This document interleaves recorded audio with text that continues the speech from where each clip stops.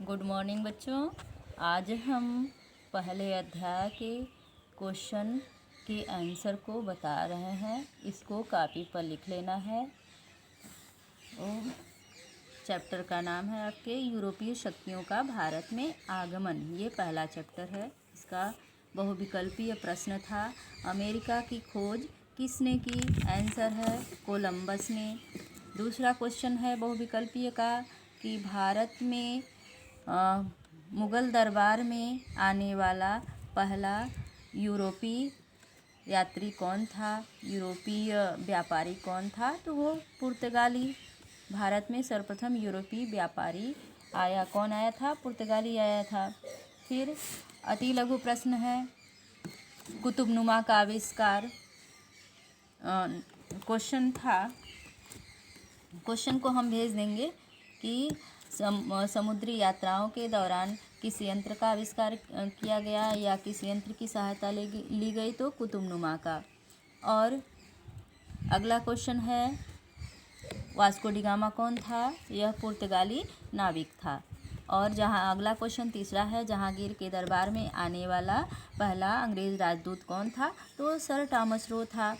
अब हम लघु उत्तरीय प्रश्नों के उत्तर समझा रहे हैं। भारत और यूरोप के मध्य होने वाले व्यापारिक मार्ग।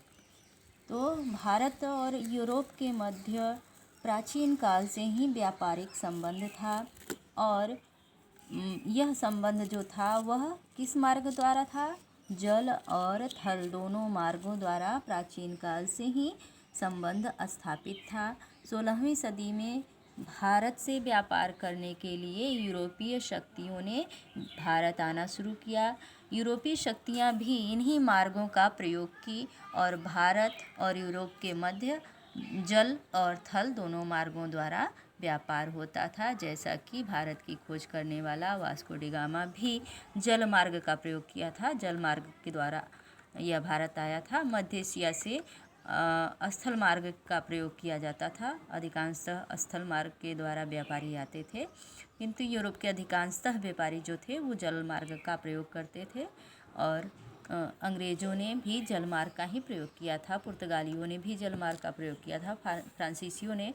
तब दोनों मार्गों का प्रयोग जो है जल और स्थल दोनों मार्गों का प्रयोग व्यापार के लिए किया जाता था। अगला क्वेश्चन है, व्यापारिक कंपनी से आप क्या समझते हैं? तो व्यापारिक कंपनी का मतलब होता है, व्यापारिक कंपनी का अर्थ है व्यापार में कई लोगों की हिस्सेदारी।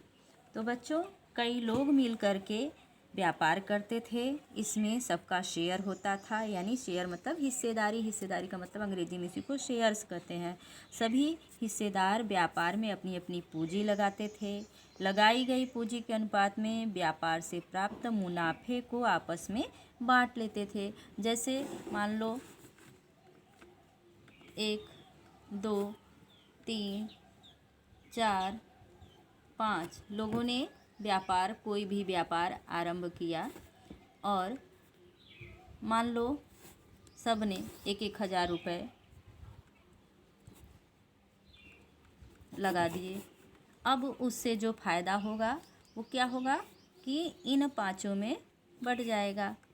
तो इसी को क्या कहते हैं? जो हिस्सेदारी लगाते थे, मतलब पूंजी जो लगाते थे और फिर जो उससे आय प्राप्त होती थी, मुनाफा प्राप्त होता था, उसे ये आपस में बांट लेते थे। इसी को व्यापारिक कंपनी कहा जाता था, यानी कई लोगों की हिस्सेदारी।